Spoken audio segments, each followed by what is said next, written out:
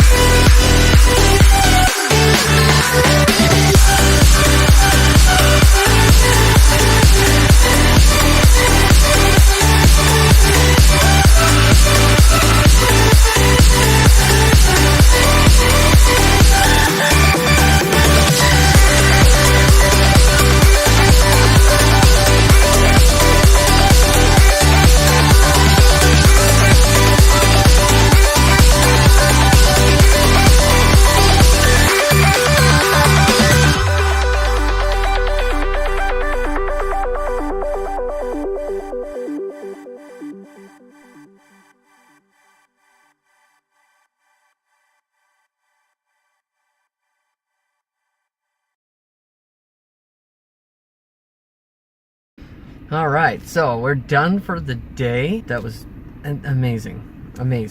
I love flying with people. I don't get to do it very often. The ones that do it, there's very few out here that actually do, as you've probably heard me mention once or twice. But met up with my friends King Kong and Turtle, and you can tell by the video, their names are up in their heads-up display. But we had a great time. Breaking props, breaking quads, breaking batteries even. That sucked. I felt bad for King Kong with that one. His his balancer lead came off and got hit by one of the props. He didn't strap it down, or he did strap it down, but it became unstrapped. Yeah, that was a good time. With that, you'll see in one of the video portions, you know, one of my props just absolutely exploded. Two of them actually. Well, probably one of them, and then one of them broke when I came down pretty hard. But the VTX got all jambled about. But the guys, they had soldering kits on them, the work. So we were able to put that thing back together, get it working properly. So it looks like I might just call it a day.